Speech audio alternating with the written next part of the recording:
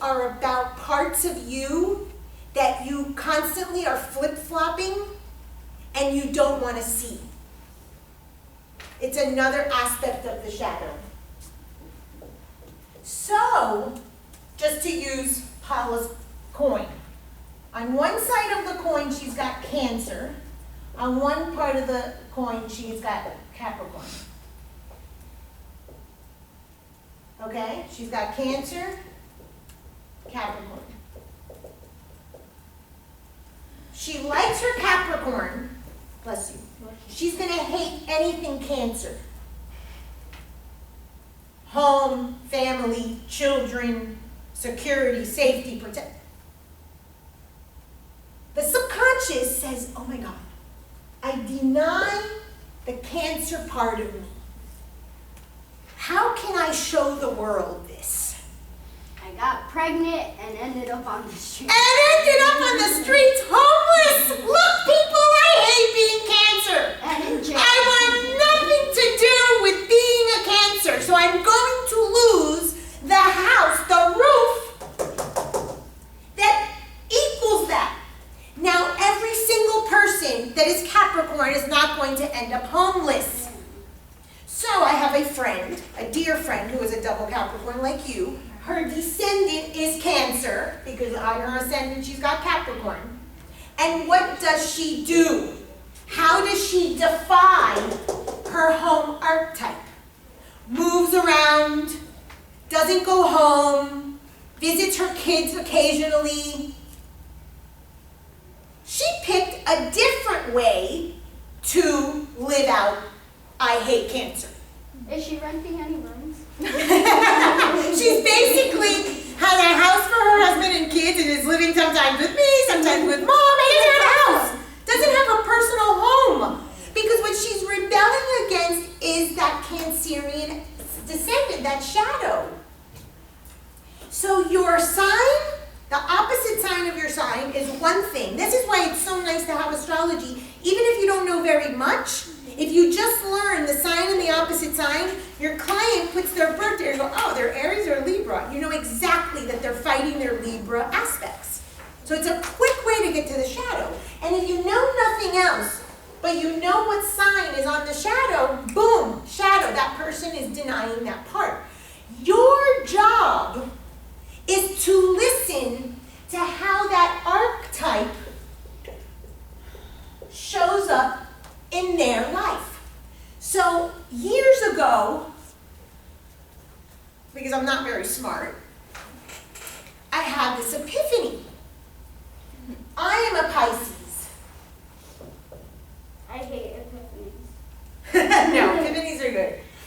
I'm Neptune. Neptune here I have listed as the archetype of the innocent. I'm Neptune. And I'm like, why do I keep attracting addicts in my life? First husband, alcoholic.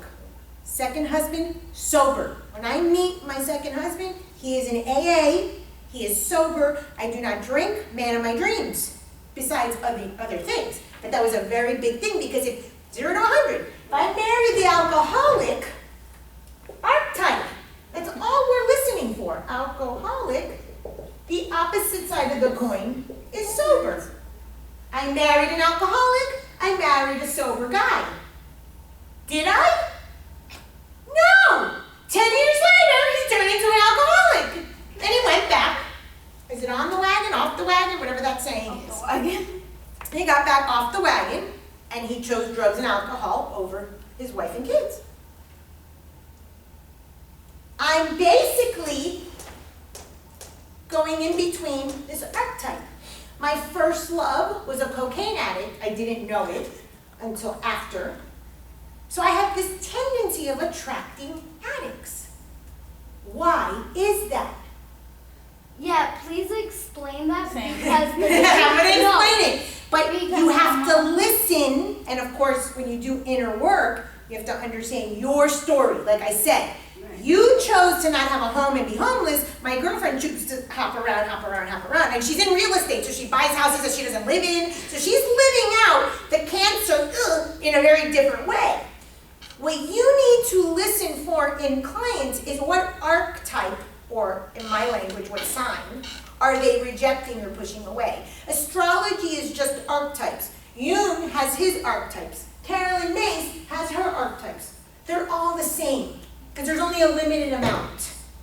So for me, it's just very easy. There's the planets, and I hear, oh, that's Pluto, that's Uranus, and it's very easy. Home is Cancer. Lo and behold, that's her opposite sign. 2 + 2 is 4. Okay? So there's many, many ways to get to this. So I attract these addicts. So I'm over here attracting that. I'm opposing, I'm having an opposition to addiction. I am a sober woman. I don't drink. I have never been drunk. I don't like that. Oh, in high school, I dated the druggie in high school. Oh my God, this is a theme in my life, people. So if I'm attracting that, and I am not that, bullshit, I am that. But in oppositions, whether it's the opposite sign of the sun, whether it's the descendant, or whether it's those lines that you have opposing anything in your chart, you are that thing, but you don't see it. You are unconscious. That's what Jung called the collective, or the unconscious self. Usually, we are unconscious, fighting the world. I'm going to change the world, rah, rah, rah, until that midlife crisis. At that midlife crisis, then we have an individuated self. And this means, what I understand is, I am just like everyone else, but wait, there's a little bit of me that's different. So I'm the same, and I'm different. I'm both. In Hinduism or Buddhism, they call that individuated self, that part of you that realizes that you're different, the Atman or the Jivatman, that God spark. So let's just for a moment call it God. There's a little bit of me that's God, that no one else in the world can be me, but yet I'm still like everybody else. That's my human. And I shit like everybody else, and I burp like everyone else, and I have 2 eyes like everyone else, and I pick my nose like everybody else. But only I can pick my nose the way that I pick my nose. That's my differentiated self. This is where Jung understood the midlife. Well, I have to put it in a term that you understand. Okay? So, and she's dressed kind of like Sandy today. You're kind of like Grease Sandy. I thought of her too. That's him, not me. No, he's like John Travolta. But you're going kind of like Sandy, Sandra, So today she can't handle my grossness today. But wait till she shows up with the sleek pants and Jesus Christ. That's a perfect example of Sandy. She has a crisis and then she turns into everybody else, just like Rizzo. They're all Rizzos, they're all sleeping around. But she tried to be the clean, pure one. That's a perfect example, just they did it in a 2-hour movie. But that's our life. That's why movies speak to us, because they show us the entire journey in a 2-hour, time frame. But that's pretty much life cycle. And this is this. So now I attract all these boyfriends and husbands that are alcoholics. They are there. It's them against sober me. Alcoholic against sober me. There must be something that I am rebelling against. The party life? In my case, I was absolutely rebelling against the party life, but I was born in a cult. In my story, in my narrative, religion, spirituality, cult, escapism, all the things that alcoholism represents. This happens to be the archetype. Neptune, Pisces, the archetype of the addict, of the escape artist, of the no boundaries. So when I attract those people into my life, I am not seeing it until I had this epiphany. Oh shit, they are me.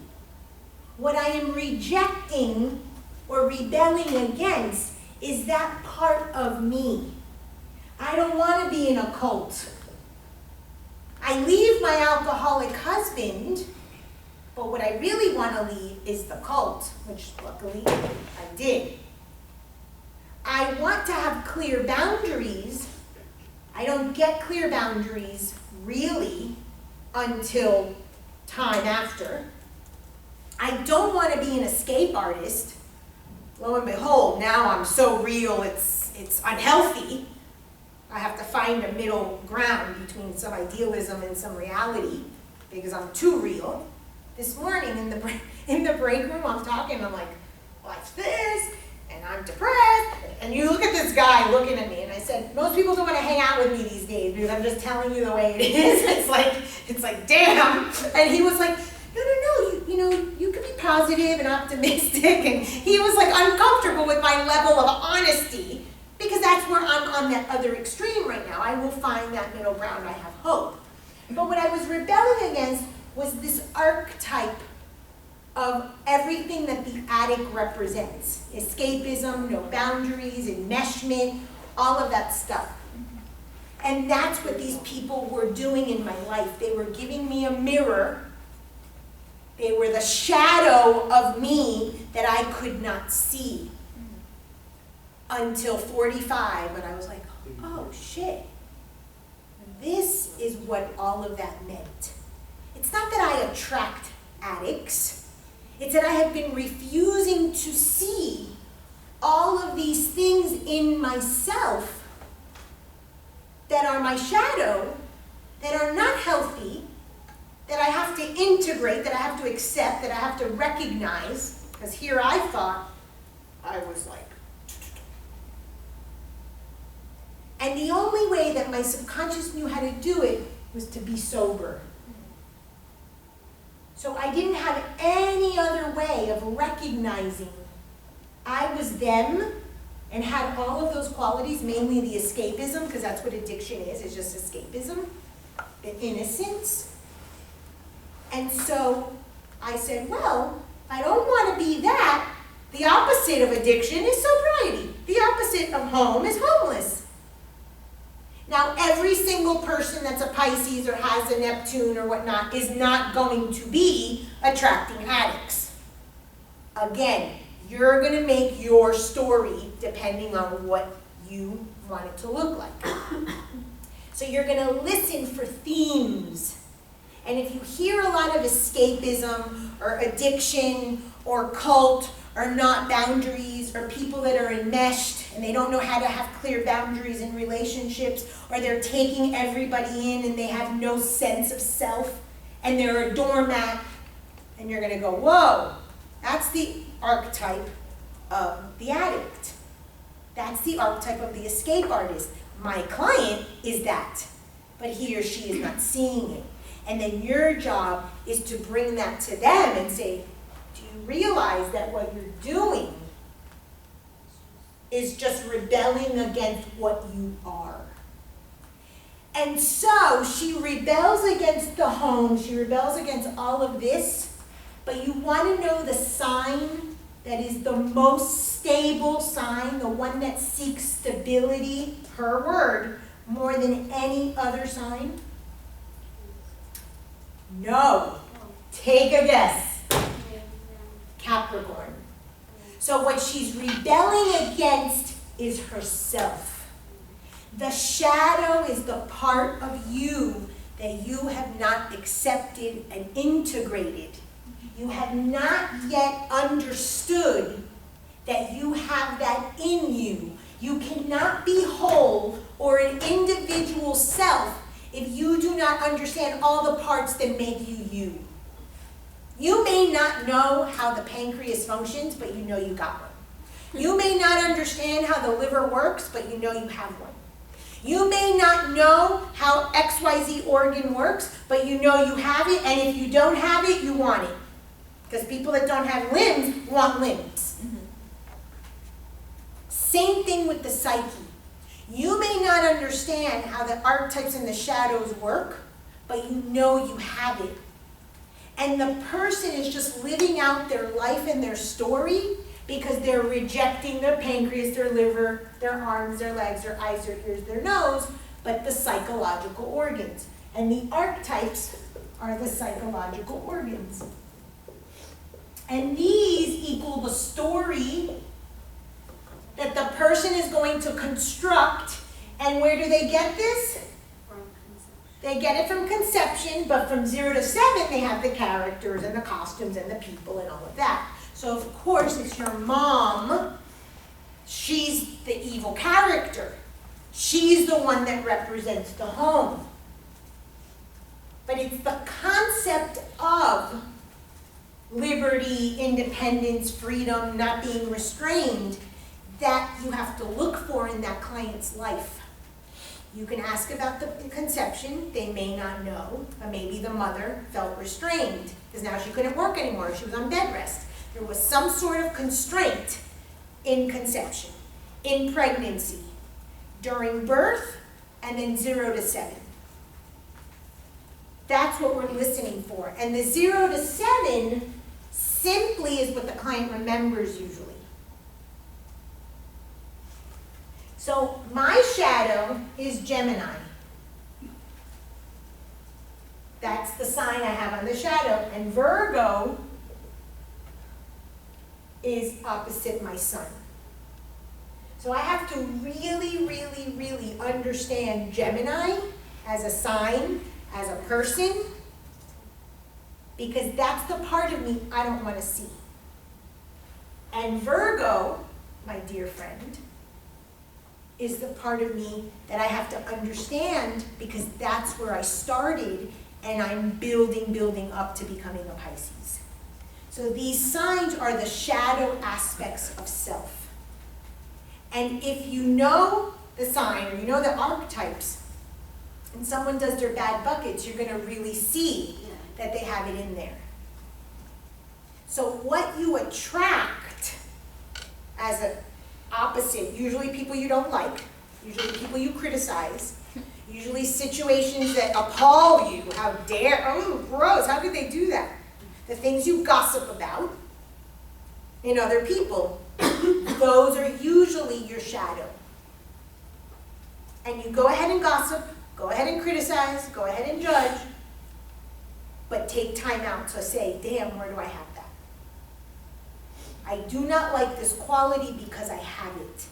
And unless we start filling in the qualities that we have that we don't like, we cannot become individuated. Unless we incorporate the shadow. That's why every fairy tale has the good witch and has the evil sorcerer. Because every one of us has the good and the bad buckets. Has a good aspect and a negative aspect. Has the whole self, has the shadow self. And it's that shadow, or that part of us, that opposition, that we don't know how to integrate into ourselves. So we say, damn, I keep dating the same guy over and over again with a different face. Addict after addict after addict after addict. Damn, even when I chose a sober guy, he turned into an addict. What the hell's wrong with me? It's because I have to keep reproducing that same story over and over and over again so that I can integrate. Now, I don't think you want to be homeless again. So your new story, which I'm not judging, I'm just pointing out because you say it, is I'm going to give Jay away. That's the new narrative. Take him, I don't want him. I'm going to leave him to the neighbors when I die. She didn't die, she hasn't had a seizure yet, she's great. So the other day, oh, my mom can have him. Oh, this one can have him. Oh, I'm going to put him up for adoption because I don't have enough. I'm not stable able enough to take care of him and me. Bullshit. You don't like restraint, and children are restraining. And my girlfriend, who loves her children just like you love Jay, hops in and pops in and goes to visit her kids, not because she doesn't love her kids, because she has an issue with her shadow cancer just like you. And so how else do I do it? I buy real estate, I sell it. So I'm not confined by home. I don't have a physical home. My husband and kids are safe, but I have to be hopping around, or I come and visit my kids in and out, but they don't tie me down enough. So everyone's story is different. So now you shift the narrative. You still have your mother, and she's still a bitch, which she's a crazy bitch, but your mom is still one of the characters, but now you've added Jay to the mix. So now you don't have any need subconsciously to become homeless because you just have to get rid of your kid, or you just have to get rid of your mother, and then I won't be restrained anymore. So now I don't have any addicts in my life. I'm not in the cult. I'm not an escape artist anymore. What have I done? I become the other extreme. Before it was all about escape. Now it's all about reality. And that's the sign of Virgo. So I've got Neptune or Pisces. Addict, addict, addict, addict. Just like you, I changed the story. All those characters are out of my life. Now I go, boom. Lo and behold, I'm attached to this woman at the hip. I spend every waking moment that I am with a human being, it is with her. Because when I get home, I am alone in bed by myself with my dog. And dog is actually the sign of Virgo, funny enough. And then I wake up and I do it again. And I am with her. The only exception is when I'm with my kids, when I go visit them or they come. But other than that, I'm with this person. And so all I've done is flip the story on its head. Is that going to make me happy? Now I'm no longer Pisces. I'm looking at Pisces and saying, I accept, I've integrated you, now I'm Virgo. Am I happy now? Have I changed my behavior? Well, the behavior changed. On paper. We've seen. I mean, it appears to have. But that's the question that you have to answer for yourself. Are you happy? Well, no, I'm definitely not happy. But is the client happy? Is the client balanced? Because really, we're not striving for happiness, we're striving for balance. That's just the reality of it. And if you look at every philosophical text, really what we're seeing is that people just want balance. They want to accept the good with the bad. They want to be in that neutral zone. In Eastern philosophy, the big belief is that things shouldn't affect you. You shouldn't go crazy happy when something happens, and you shouldn't go crazy, crazy sad when something affects you. You should try to be in a neutral zone. If you're there for half a second, maybe other than Buddha and Jesus, good. But that's what we're striving for. In the Kabbalion, a metaphysical text, I think I've sent you this before, it's called the Law of the Pendulum. It's where I get the 48 to 52. So if everything affects me or nothing affects me, that's not good. It affects me, but I can maintain my stability, my happiness, my life, whatever. So am I, now that I have integrated the escape artist, the addict archetype into my life, am I now balanced and happy and stable?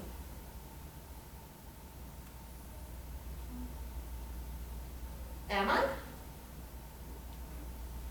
Why? Because you just said how your Pisces, you see all of it, and you've integrated it into yourself.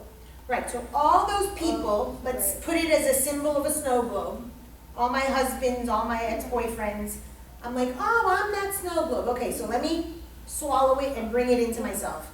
And now I'm over here and I've integrated that. But now I've completely turned around. And now I want nothing to do with that. I want no escapism, no, not any relationship, but I definitely don't want anything to do with an addict. I don't want anything to do with religion. I don't want anything to do with cults. I don't want anything to do with enmeshment. I don't want anything to do with escapism.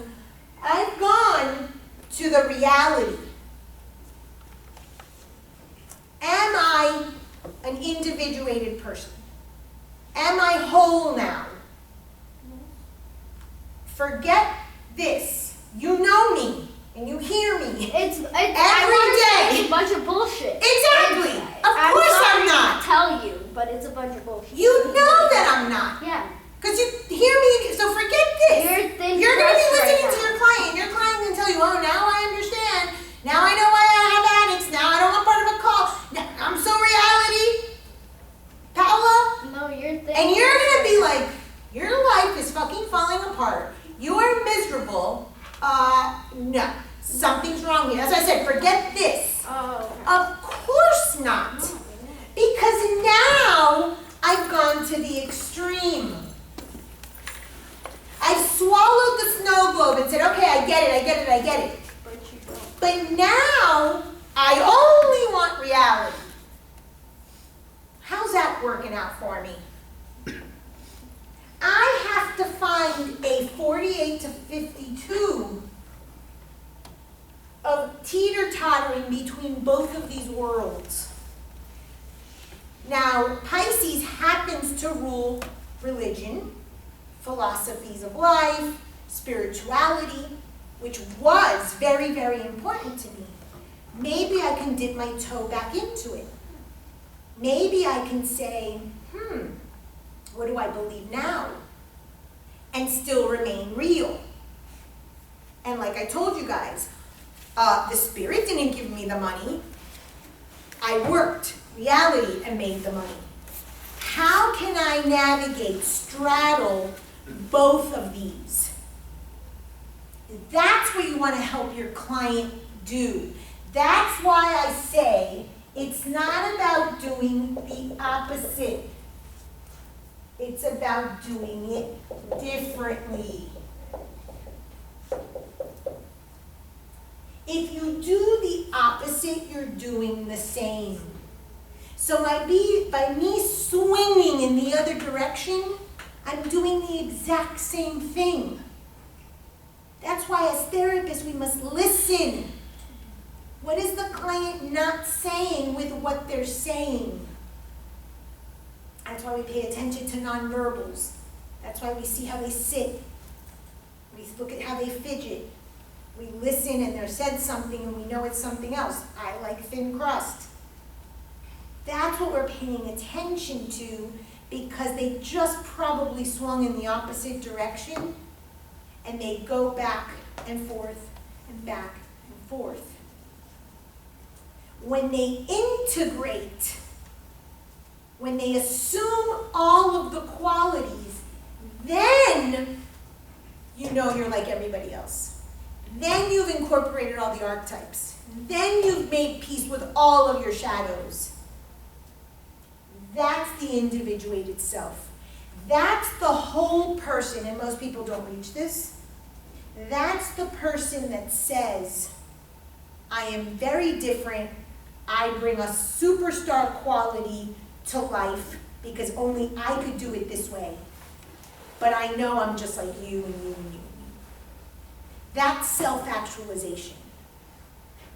But look at how many needs, according to Maslow, we have to go through, love and esteem, before we can even reach that. It takes a lot of love from others and from self, and it takes a high degree of self-worth to still love yourself in spite of all of your shadow crap to get to that self-actualization. Self-actualization is I have the dream career, I have the dream job. or my Instagram, page is full of amazing pictures. No, that's all pre-crisis. That's the person who doesn't see shit about themselves.